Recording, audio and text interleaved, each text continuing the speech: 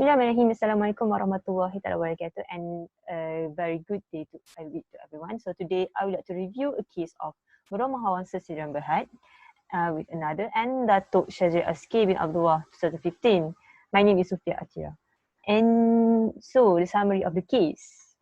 So in this case, on 5th July of 1996, the Prime Minister on that time, Tun Dr. MOHD, proposed 640 million ringgit for a bridge project from Johor to Singapore, which many companies attracted to bid for it. Same goes to the appellant, Merong Mahawangsa Sidang Berhad.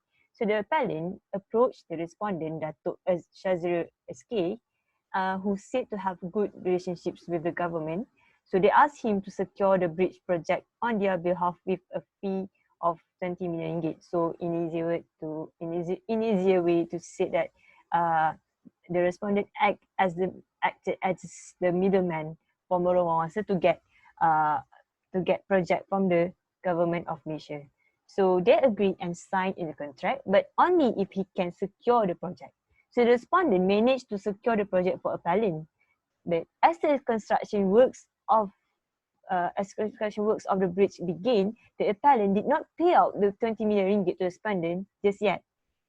But unfortunately, the government terminated the bridge project on 12 April 2006. So the appellant was compensated by the government with 155 million ringgit. However, they still refused to pay 20 million ringgit to the respondent.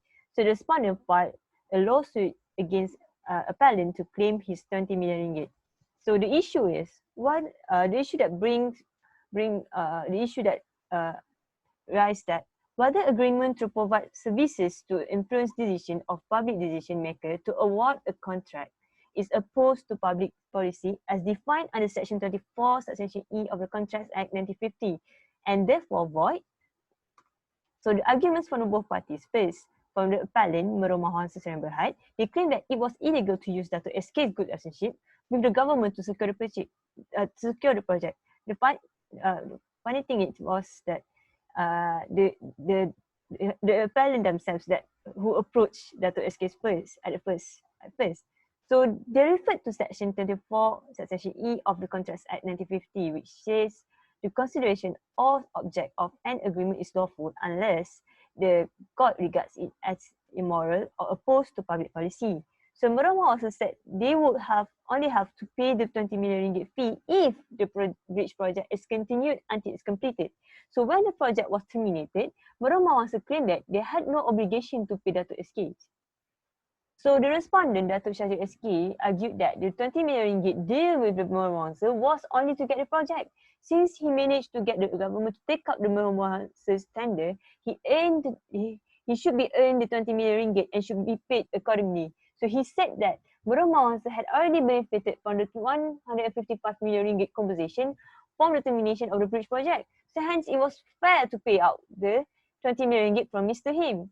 So the decision of the court, the federal court, allowed the appeal. So what is the rational decidendi behind the decision?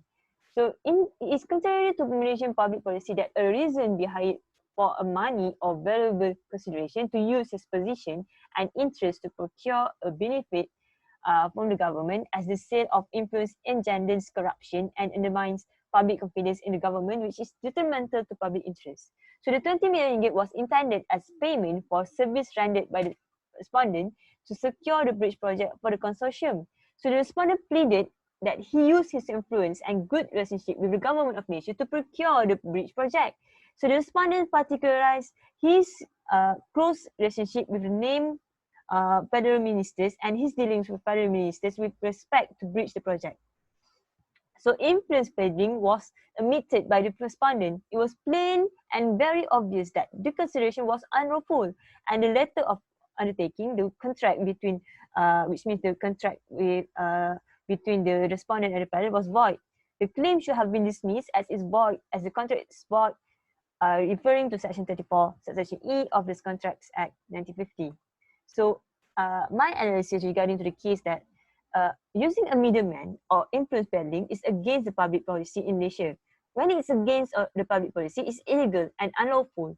So under the Section 24, Section E of Contracts Act 1950. So I'm comparing and referring to the cases of Wong Hon Leong David and Anor Azman bin Adnan 1995 and Ahmad Jani bin Jaafar and TL of Shazryl 2002, which both of the cases are prior to the present case. So in the case of Wong Hon Leong David, in this case, the appellant and respondent had exchange of promises. So the respondent promised that he will assist in expediting and obtaining the Menteri Besar's approval of the appellant's application for conversion and subdivision of a piece of land belonging to the appellant's company. So in return, the appellant promised to pay respondent a fee. So the respondent had obtained the Menteri Besar's approval. However, appellant refused to pay respondent the actual total of the fee. So the Court of Appeal held that the respondent did exert himself in obtaining the approval, so he had done something at the desire of the appellant. So the court dismissed the appeal. So while in the case of Ahmad Zaini bin Jaafar, the plaintiff was requested by the defendant to provide advisory services and assistance to negotiate with several agencies for the purpose of procuring a contract for the defendant with Petronas Carigali. So as consideration, the defendant agreed to pay the plaintiff an amount equivalent to 1% of the contract value, subject to the limit of 12 million ringgit. So the plaintiff rendered and succeeded in securing for the defendant a contract value 2.1 billion ringgit. So the defendant paid 700,000 ringgit to the plaintiff for the services rendered. Hence, the plaintiff sued the defendant for failing to pay the outstanding sum. So the court held that the duty on the ground of policy was not particularized and also not proved. The court ruled that the agreement was perfectly within the domain of the Contracts Act 1950 and did not propose to add anything more regarding that matter. But in the present case, ruling of the case of Merong Mahawangsa Serian Berhad and Dato Shazryl Eskay bin Abdullah, the federal court had the opportunity to overrule the judgment of the both cases, i.e. the case of Wong Hon Leong and Ahmad Zaini bin Jaafar, in regards to the illegality of using a person's contact in order to procure benefit from the government of other parties. So hence with that, thank you for listening. I rest my case.